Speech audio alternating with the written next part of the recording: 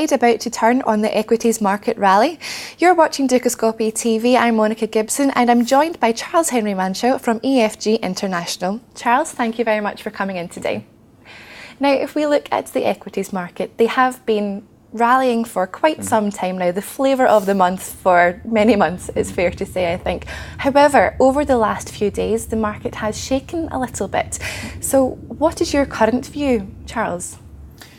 Well, there are two trends we would like to highlight. The first one is that equities have been outperforming bonds since the end of 2011, and we believe that this trend is here to stay.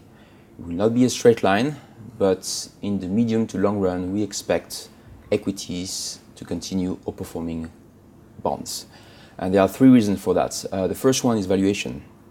Bonds are overvalued, whereas equities valuation are still reasonable. The second one is global economic growth is expected to recover, and if that happens, we expect a gradual pickup in inflation. And in that type of context, usually equities outperform bonds.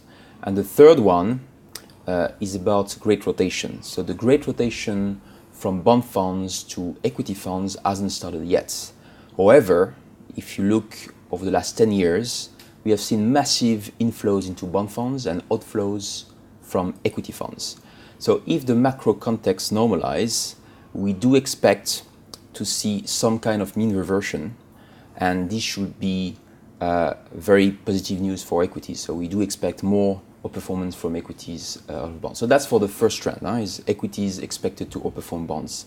And there is another trend which is much more recent, but which looks also very interesting. It is the outperformance of cyclicals compared to defensive stocks. Yes, that's right. If we do pick up on that, defensive sectors, at least until the end of April, were really leading this equities rally. If you look at healthcare, consumer staples, that sort of thing, they were leading the way.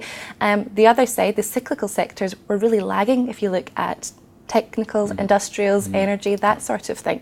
So how would you explain this outperformance of the defensive sectors?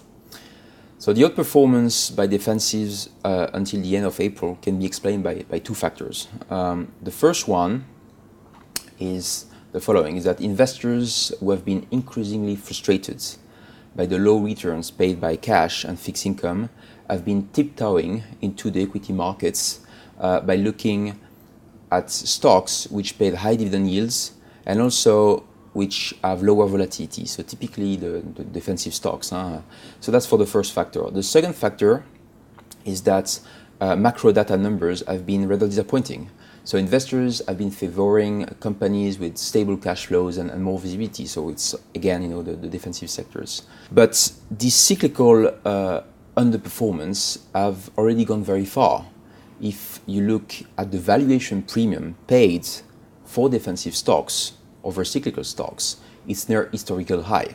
So since April, we have seen a clear rotation from defensive into cyclicals.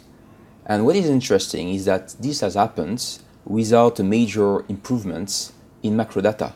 So that means that investors are beginning to stop to be myopic on short-term data, but are looking now into long-term economic growth prospects. And it's true with global central banks still largely on the easing camp, commodity prices going down, and also fiscal drag being now behind us. We believe that investors are becoming increasingly comfortable with 2014 economic growth prospects, and that means that they are now shifting towards the higher risk part of the market, and this is favoring cyclicals over defensive. And given the large valuation gap between defensive and cyclicals, if we do have even only a slight normalization of valuation, this should lead to more performance by cyclicals over defensive over the next 12 months. I see, so perhaps a little bit more risk on then. But taking into consideration everything that we have discussed, how are you at EFG positioning your portfolios in response?